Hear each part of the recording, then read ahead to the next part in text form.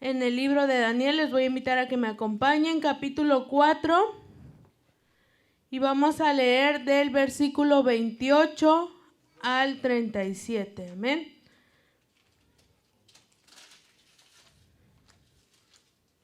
Daniel 4, del 28 al 37. En el nombre del Padre, del Hijo y del Espíritu Santo. Todo esto vino sobre el rey Nabucodonosor al cabo de 12 meses, paseando en el palacio real de Babilonia. Habló el rey y dijo: ¿No es esta la gran Babilonia que yo edifiqué para la casa real con la fuerza de mi poder y para gloria de mi majestad?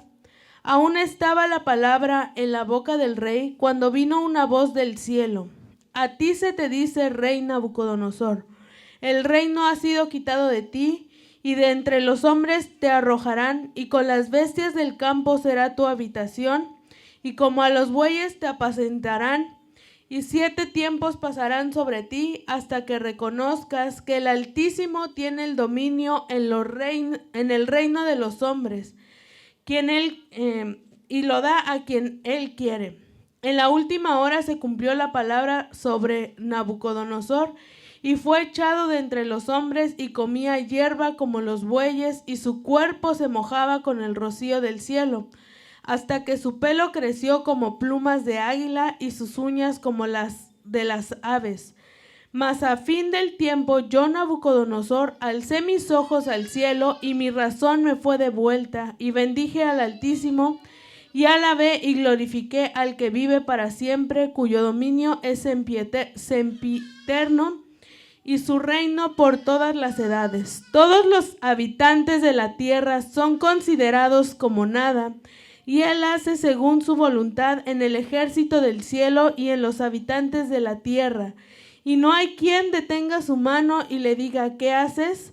En el mismo tiempo mi razón me fue devuelta, y la majestad de mi reino, mi dignidad y mi grandeza volvieron a mí. Mis gobernadores y mis consejeros me buscaron, y fui restablecido en mi reino, y mayor grandeza me fue añadida.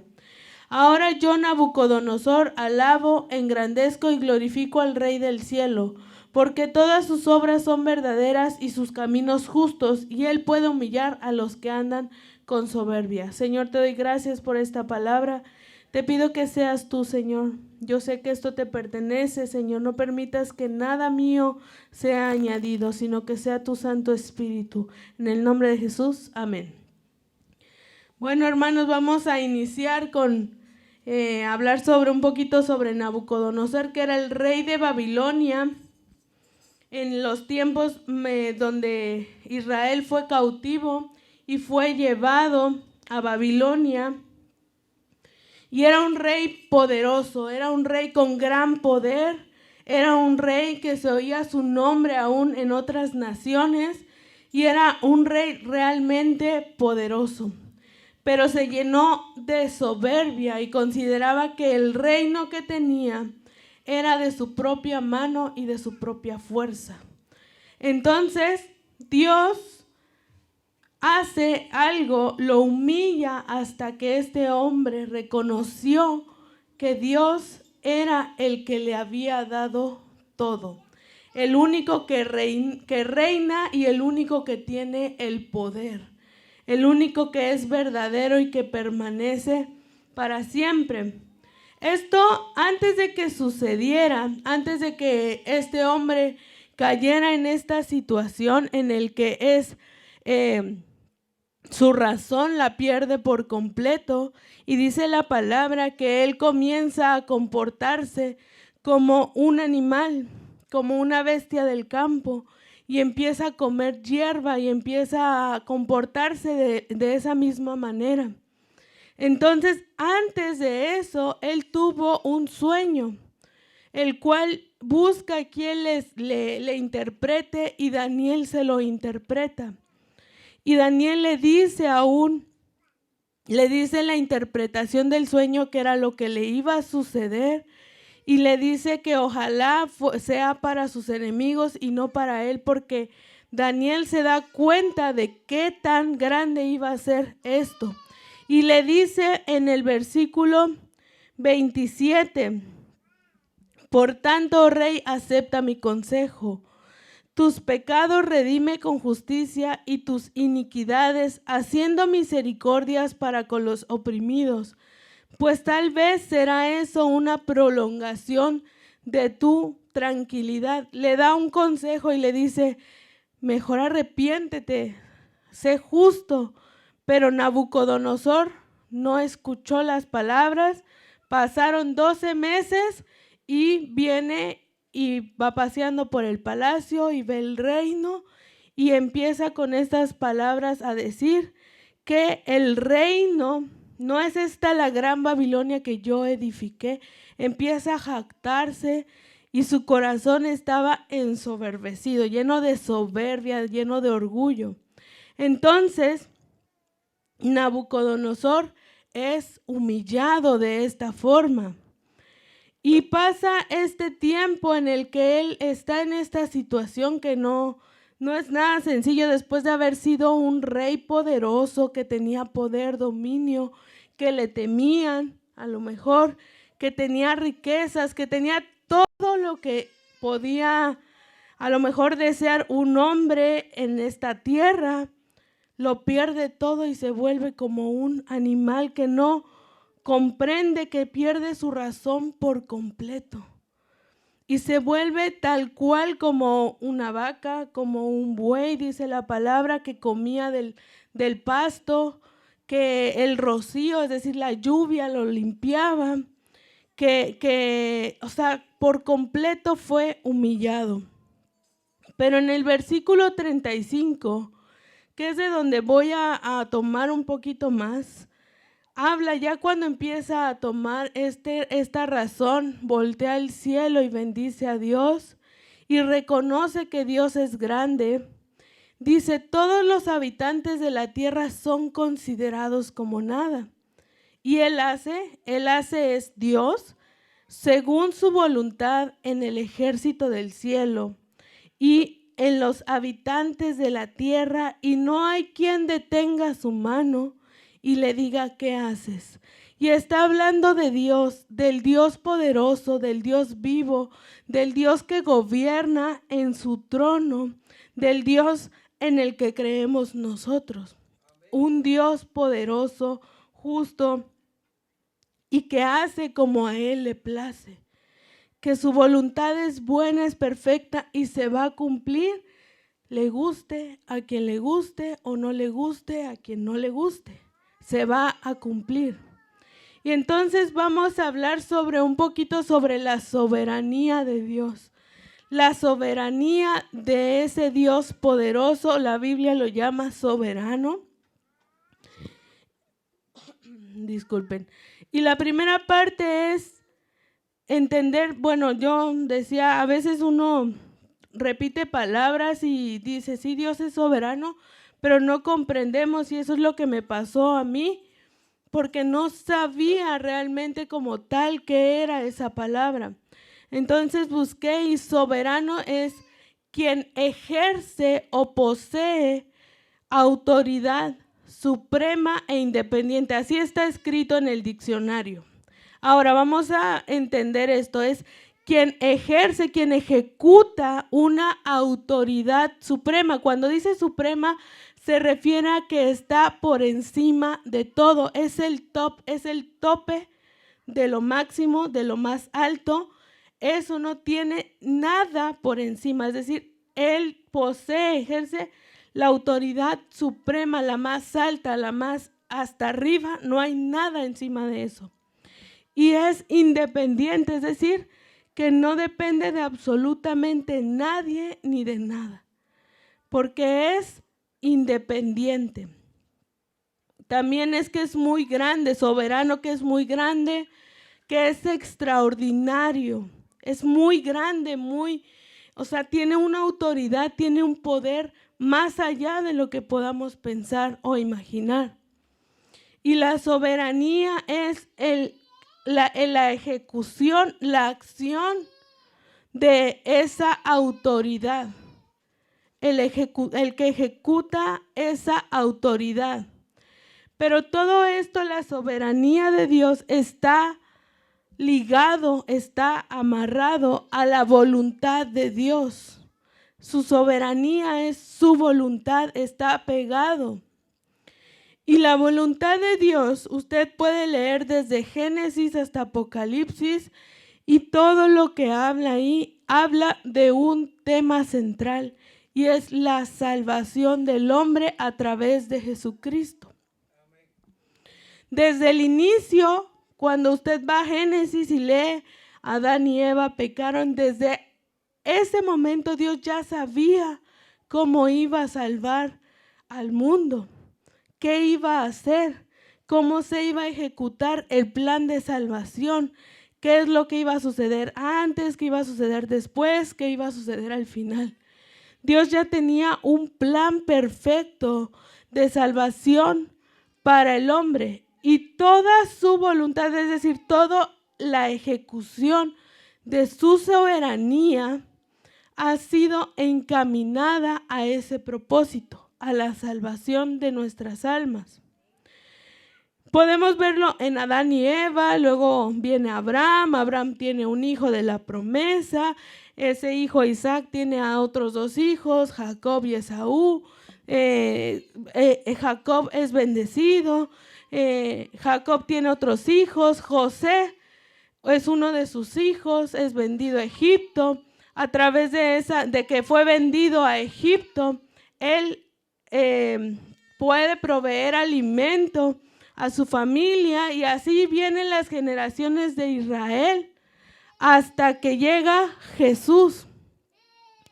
Y entonces es el cumplimiento de su palabra en Jesús, y Jesús viene, muere por nosotros pecadores, y entonces nos redime a través de su sangre, y continúa esto hasta que nosotros todavía no vemos esas cosas, que es la destrucción del mal en un futuro, cuando Jesús venga y sea tomado por completo el gobierno y sea destruido el mal. Entonces veremos esas cosas, pero todo ha sido encaminado a ese propósito. Y todo lo que sucede es conforme a su soberanía, es decir, conforme a su autoridad y a su voluntad. Y se ha ejecutado en este tiempo conforme a eso.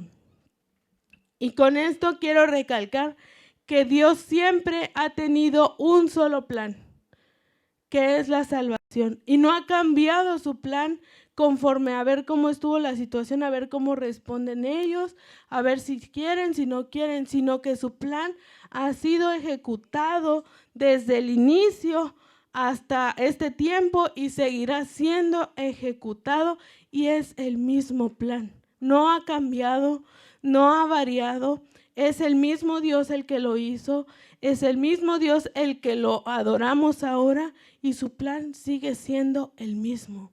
Que usted y yo nos salvemos y que se destruya el mal y podamos vivir con él eternamente. Entonces, usted y yo estamos dentro del plan de Dios, o estamos dentro de esa soberanía de Dios. Nosotros hemos sido parte de lo que Dios ya había visto, ya había planeado, y todo lo que ha sucedido en nuestra vida ha sido permitido también por Dios para el cumplimiento de su voluntad. Todo lo que usted y yo hemos vivido, hemos visto, todo lo que ha pasado en nosotros ha sido parte de su voluntad para cumplir que su soberanía esté en nuestra vida y podamos ser salvos por medio de él. Y esto nos hace entender una cosa. Voy a como recalcar esto. Nuestra naturaleza sin Dios o antes de Dios era naturaleza de muerte. Era naturaleza de pecado, que íbamos camino al infierno. Esa era nuestra naturaleza. Sin Dios no podemos tener otra naturaleza que el pecado, que la muerte. Pero viene Dios en su soberanía, en su voluntad, y entonces no interviene en nuestra vida para transformarnos y darnos la fe y entonces revivirnos a una nueva naturaleza, que es la naturaleza de vida. A través de el mismo Dios, con su soberanía, es que usted y yo tenemos fe. En Efesios 2, 8 y 9 dice, porque por gracia sois salvos, por medio de la fe, y esto no de vosotros, porque es don de Dios, no por obras, para que nadie se gloríe. Dice que la fe es don de Dios. Dios nos ha dado la fe para que por medio de esta creamos, por medio de esta vengamos a Él y por medio de la fe seamos salvos. Y no por obras, no por lo que hagamos bien, por lo que hagamos mal, porque de repente hacemos una buena obra, porque de repente sí cumplí la ley de que dice que no mienta y de repente hago algo bueno y por eso soy salvo. No, es por gracia, por la fe, por el don que el mismo Dios puso en nosotros. Entonces nosotros somos parte de ese plan y aún estando dentro de ese plan, vemos que el pecado ha traído maldad a la vida de las personas, a esta tierra. El pecado ha traído maldad y aún dentro de todo eso que entró en el mundo por la desobediencia del hombre, la soberanía de Dios continúa trabajando a través de eso, de la maldad. No que Dios haga el mal, sino que Dios a través de esa maldad permanece su soberanía y actúa en eso para que su voluntad sea cumplida. Y le voy a poner unos ejemplos. El primero voy a empezar con uno que no está en la Biblia como tal, es como una historia de un cristiano que era muy buen cristiano, era un hombre recto, era un hombre que tenía hijos, que tenía una esposa, que era un ejemplo para la sociedad, que amaba a los demás, que era generoso, y fue y le predicó el evangelio a un hombre. Y este hombre comienza a asistir a la iglesia y comienza su camino de cristiano. Y cuando en algún momento el cristiano que era el ejemplar y todo, tiene un accidente de tránsito por una persona que venía borracha y muere en ese accidente. Entonces aquel hombre al que él le había predicado se empieza a cuestionar por qué ese cristiano que era ejemplar, por qué Dios no lo cuidó, por qué Dios no lo guardó, por qué murió él, por qué no se murió el borracho, si él era un buen hombre. Y entonces, al tener estas cuestiones, empieza a alejarse de Dios y empieza a irse al mundo, a vivir una vida de pecado nuevamente. Pero llega un momento en el que ya no se siente feliz en eso y regresa y visita a la esposa de su amigo. Y la esposa de su amigo le dice, vamos a la iglesia otra vez. Y cuando asisten a la iglesia, ve que hay bautizos y se está bautizando un hombre. Y le dice, ¿te acuerdas del borracho por el cual mi esposo murió? Y él le dice, sí. Pues es él que se está bautizando. Y entonces en su mente empieza a comprender que la soberanía de Dios permitió que su amigo muriera, aunque era un buen cristiano ejemplar, pero su esposa le dice, mi esposo ya estaba listo para irse con Dios. Dios se lo llevó, él está en el cielo con Dios. Pero este hombre necesitaba a Dios y por eso Dios permitió que mi esposo muriera para que entonces este hombre conociera de él. Y eso es soberanía de Dios. Eso es que se cumpla la voluntad de Dios, aunque usted y yo no entendamos qué está sucediendo. Esa es la grandeza de Dios. Otro ejemplo que le puedo poner, y ese está en la Biblia, es sobre José. Este hombre que era hijo de Jacob, era el penúltimo de sus hijos y era su hijo que él amaba, porque dice que lo tuvo en su vejez y aparte era de su esposa Raquel, a quien él amaba. Y entonces él le da una túnica de colores, usted se sabe la historia, y sus hermanos sentían envidia de él porque él era el preferido de su padre. Y sus hermanos planean hacer algo para deshacerse de él y lo venden para que se lo lleven a Egipto. Y le dicen a su padre que ha muerto. Entonces José se va a Egipto, es vendido como esclavo, llega a la casa de Potifar y la mujer de Potifar quería con él y él no quería, entonces inventa algo y este hombre termina en la cárcel. En la cárcel interpreta sueños hasta que llega el momento en el que Faraón necesita que un sueño de él sea interpretado y llaman a José. Y entonces José es puesto como gobernador de Egipto. Y empieza a toda esta cuestión en el sueño, que era que iba a haber 7 años de prosperidad y 7 años de hambruna. Entonces había en Egipto, en ese tiempo, como se previnieron por ese sueño, había abundancia de alimento. Y viene entonces la familia de José a Egipto a comprar alimento. Y José los ve y comienza a hacer una serie de cosas que si usted lee en Génesis a partir del 42 va a leer toda la historia. Pero la cuestión es que él provee alimento para su familia.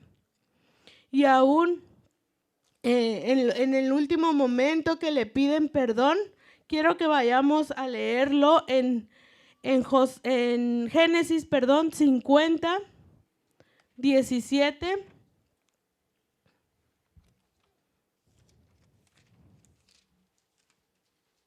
Génesis 50, versículo 17. Dice: así diréis a José: te ruego que perdones ahora la maldad de tus hermanos y su pecado, porque mal te trataron. Por tanto, ahora te rogamos que perdones la maldad de los siervos del Dios de tu padre. Y José lloró mientras hablaban. Vinieron también sus hermanos, se postraron delante de él y dijeron: henos aquí por siervos tuyos. Y le respondió José: no temáis, ¿acaso estoy yo en lugar de Dios? Vosotros pensasteis mal contra mí, mas Dios lo encaminó a bien para hacer lo que vemos hoy, para mantener en vida a mucho pueblo. Estas palabras que José les dice, ustedes pensaron mal, por eso le decía, la maldad en el mundo está, pero aún sobre esta Dios hace su voluntad. Y entonces dice aquí, ustedes pensaron mal contra mí, pero Dios encaminó eso que ustedes hicieron para hacer algo bueno, para hacer el bien. Esto es la soberanía de Dios. Nada va a detener lo que Dios va a hacer, lo que Dios tiene planeado y lo que Dios va a ejecutar. Y otro ejemplo que le puedo dar es el mismo caso de Jesús, en el que hombres llenos de maldad pidieron que fuera crucificado el único que había sido justo en esta tierra. Pero esa maldad de esos hombres cumplió el propósito de Dios. Y era la salvación de usted y la mía. A través de que Jesús fue crucificado, toda su sangre fue derramada, murió, resucitó. A través de eso usted y yo estamos aquí. ustedes sentados y yo aquí al frente por pura gracia y misericordia de Dios. Eso es soberanía de Dios. Sus planes se cumplen sin importar nada, sin importar si usted entiende o no entiende, si usted cree o no cree, si usted quiere o no quiere, eso se va a cumplir y punto. ¿Por qué? Porque Dios ya lo estableció que se va a cumplir. En Romanos 8:28 dice que todo nos ayuda para bien a los que conforme a su propósito hemos sido llamados. O sea, todo lo que sucede en nuestra vida es para bien, pero dice, para los que, vamos a leerlo a Romanos 8:28, conforme a su propósito han sido llamados. Dice, y sabemos que los que aman a Dios, todas las cosas les ayudan a bien. Esto a los que conforme a su propósito son llamados. Conforme a su propósito hemos sido llamados y todas las cosas que suceden en nuestro entorno nos ayudan para bien. Todo. ¿Por qué? Porque Dios está con nosotros y porque su propósito se va a cumplir. Ahora, conforme a esto, quiero hablar que el enemigo no puede tocar nada sin que Dios se lo permita. Nada lo puede tocar sin que Dios permita. Dice la palabra, y me llamó mucho la atención porque en Lucas 22:31 al 32, Jesús está hablando con Pedro y le dice, Satanás me los ha pedido para zarandearlos. Pero yo he orado a mi Padre para que no te falte la fe, le dice a Pedro. O sea, no le dice, pero no te preocupes, te voy a librar de esa. No le dice, oré a mi Padre para que no te falte la fe mientras. Ahora sí que te agarre y te zarandee, pero bien zarandeado, entonces tú salgas victorioso. Y cuando regreses, le cuentes a todos los hermanos. En otras palabras, pero dice eso. Entonces, el enemigo tiene que pedir permiso para tocarnos.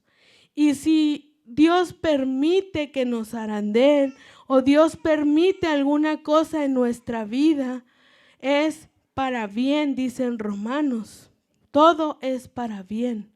Y no puede hacer nada. El mismo caso de Job lo podemos ver también, que no puede hacer nada sin que Dios se lo permita. Y todo es para nuestro bien.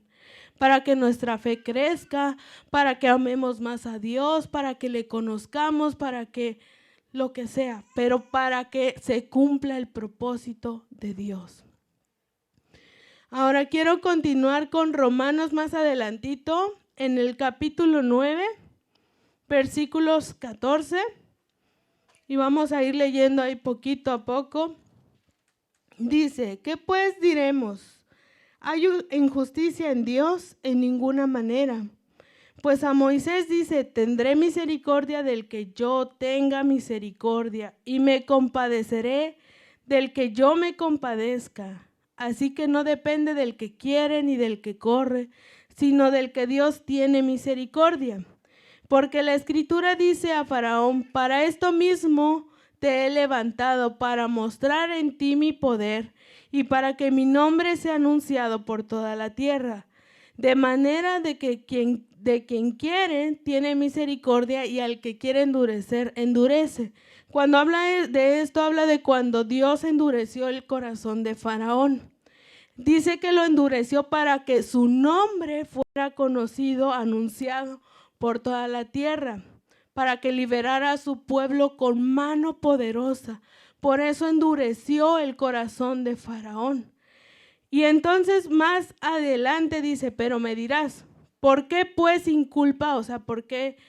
Si hablamos de Faraón, ¿por qué inculpa a Faraón si el mismo Dios lo endureció? Porque ¿quién ha resistido a su voluntad? Más antes, oh hombre, ¿quién eres tú para que alterques con Dios? Dirá el vaso de barro al que lo formó, ¿por qué me has hecho así? ¿O no tiene potestad el alfarero sobre el barro para hacer de la misma masa un vaso para honra y otro para deshonra? Aquí a través de Pablo, la Biblia nos dice, Dios puede tener misericordia de quien quiera y a quien quiera va a endurecer, pero no tenemos que ponernos a preguntarle a Dios, pero ¿por qué le haces así? ¿Por qué haces esto? ¿Por qué haces el otro? Porque Él es el que nos creó. Él es Dios, Él creó los cielos y la tierra, Él creó el aire que usted respira, Él le creó los pies, los músculos y todo lo que hace que usted camine, le creó los ojos y los nervios que hace que usted ve. Usted no puede ponerse a preguntarle a Dios qué haces y por qué lo haces, porque Él es Dios y Él es poderoso y Él es justo y actúa con justicia.